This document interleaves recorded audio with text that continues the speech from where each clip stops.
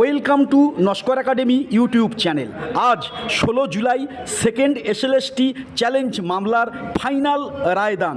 তো এই মামলার রায়দানের সাথে যুক্ত হাইকোর্টের অনারেবল জাস্টিস সৌমেন সেন, এছাড়া অনারেবল জাস্টিস স্মিতা দাস।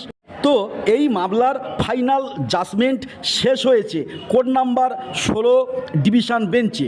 তো এই মামলার মূল বিষয় টেন্টেড ক্যান্ডিডেটরা সেকেন্ড এসএলএসটি পরীক্ষায় বসতে পারবেন কিনা, নতুন নিয়োগ রুলে কোনো ধরনের পরিবর্তন আসছে কিনা, পুরাতন নিয়মে পরীক্ষা হবে কিনা, নতুন রিক্রুটমেন্ট প্রসেসে ফ্রেশারদের কোনো প্রবলেম থাকছে কিনা, 2016 ও 2025-এর জন্য আলাদা নিয়মে পৃথকভাবে পরীক্ষা হবে কিনা।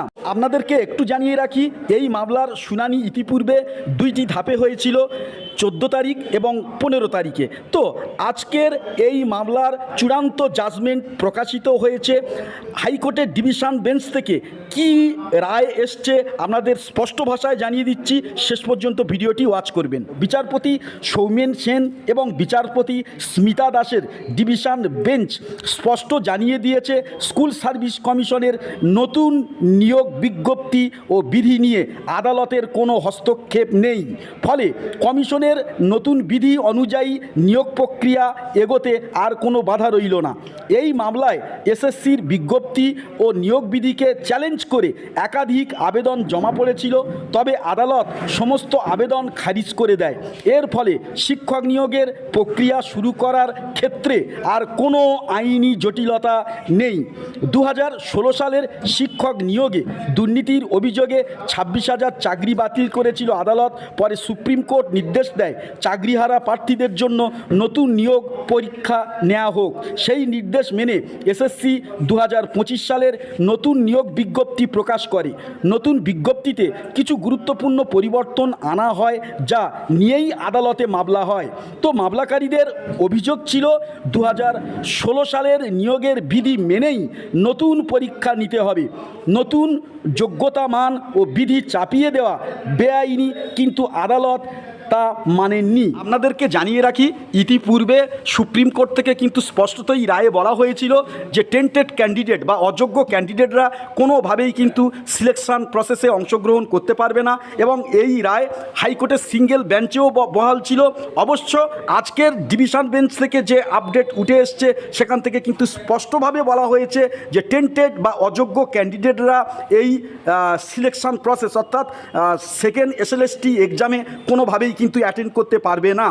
এছাড়া কিন্তু আরও একটা বিশেষ উল্লেখযোগ্য দিক হচ্ছে এই রায়ের, এখানে কিন্তু বলা হচ্ছে যে সকল শিক্ষকেরা দীর্ঘদিন ধরে চাকরি করে আসছেন এবং যারা নন টেন্টেড অর্থাৎ তাদের নামে কোনো কালিমা নেই, সেই রকম ক্যান্ডিডেটরা কিন্তু এই যে নিউ সিলেকশন যে প্রসেসে যদি তারা অ্যাটেন্ড করেন, সেক্ষেত্রে কিন্তু সার্ভিস এক্সপিরিয়েন্সের জন্য একটা নির্দিষ্ট নাম্বার বরাদ্দ থাকবে।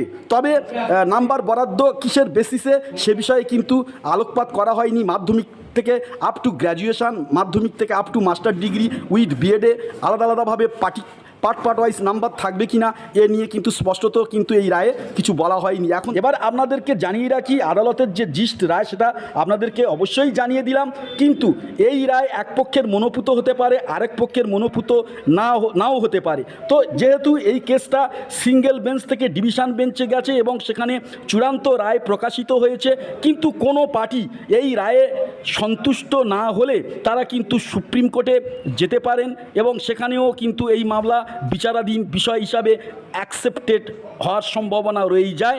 ফলে এই 2025 সালে যে নতুন নিয়োগ সংক্রান্ত জটিলতা যে আরও বৃদ্ধি পাবে এবং আগামী দিনে যে পরীক্ষাটা চ্যালেঞ্জের মুখে দাঁড়িয়ে যাবে, সেটা কিন্তু বলার অপেক্ষা রাখে না। আমাদের চ্যানেলে নতুন হলে অবশ্যই করে এই মুহূর্তে আমাদের চ্যানেলটি সাবস্ক্রাইব করে রাখবেন।